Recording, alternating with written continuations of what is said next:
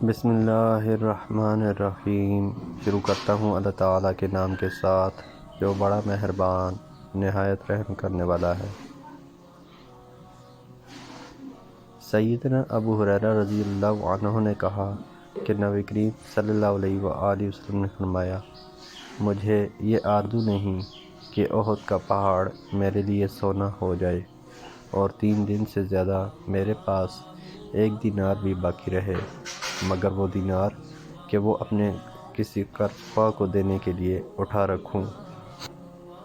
سیدنا ابو ذر رضی اللہ عنہ نے کہا کہ میں نبی کریم صلی اللہ علیہ وآلہ وسلم کے ساتھ تھا مدینہ کی کنکریلی زمین میں بعد دوپہر کے، اور ہم احد کو دیکھ رہے تھے۔ تب مجھ سے رسول اللہ صلی اللہ علیہ وآلہ وسلم نے فرمایا، اے ابو ذر، میں نے عرض کی، حاضر ہوں اللہ کے رسول۔ آپ صلی اللہ علیہ وآلہ وسلم نے فرمایا، میں نہیں چاہتا کہ یہ احد میرے پاس سونا ہو کر 3 دن بھی اس میں سے 1 دینار میرے پاس بچے مگر وہ دینار کہ میں کسی قرض کے سبب سے اٹھا رکھوں، اور اگر یہ سونا ہو جائے تو میں اللہ کے بندوں میں یوں بانٹوں۔ اور آپ نے اپنے آگے ایک لب بھر کر اشارہ کیا اور اسی طرح داہنے اور بائیں اشارہ کیا۔ سیدنا ابو ذر رضی اللہ عنہ نے کہا، پھر ہم چلے اور آپ صلی اللہ علیہ وآلہ وسلم نے فرمایا، اے ابو ذر، میں نے عرض کی، حاضر ہوں اے اللہ کے رسول۔ آپ صلی اللہ علیہ وآلہ وسلم نے فرمایا، بہت مال والے وہی ثواب کم پانے والے ہیں قیامت کے دن، یعنی زہد کے درجات عالیہ سے محروم رہنے والے، مگر جس نے خرچ کیا ادھر ادھر اور جدھر مناسب ہوا۔ آپ صلی اللہ علیہ وآلہ وسلم نے پھر ایسا ہی اشارہ کیا جیسے پہلے کیا تھا۔ پھر ہم چلے اور آپ صلی اللہ علیہ وآلہ وسلم نے فرمایا، اے ابو ذر، تم یوں ہی رہنا جیسے اب ہو، یعنی یہاں سے کہیں جانا نہیں جب تک کہ میں نہ آؤں۔ پھر آپ صلی اللہ علیہ وآلہ وسلم چلے گئے یہاں تک کہ میری نظروں سے غائب ہو گئے۔ پھر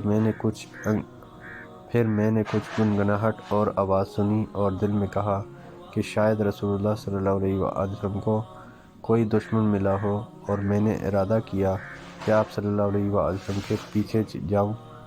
اتنے میں یاد آیا کہ آپ صلی اللہ علیہ وآلہ وسلم نے فرمایا تھا کہ یہیں رہنا جب تک میں نہ آؤں تمہارے پاس۔ غرض میں آپ صلی اللہ علیہ وآلہ وسلم کا منتظر رہا۔ پھر آپ صلی اللہ علیہ وآلہ وسلم جب تشریف لائے تو میں نے اس آواز کا جو سنی تھی آپ صلی اللہ علیہ وآلہ وسلم سے ذکر کیا۔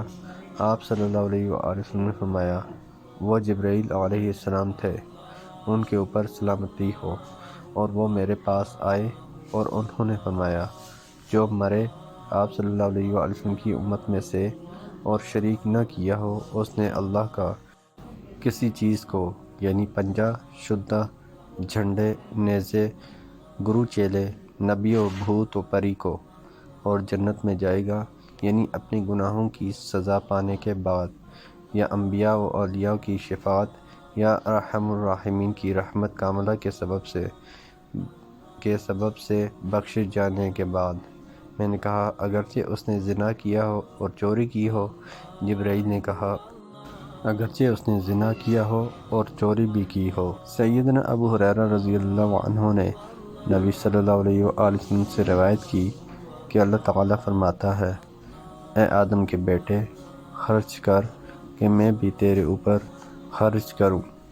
اور فرمایا آپ صلی اللہ علیہ وآلہ وسلم نے کہ اللہ کا ہاتھ بھرا ہوا ہے، رات دن کے خرچ کرنے سے کچھ کم نہیں ہوتا۔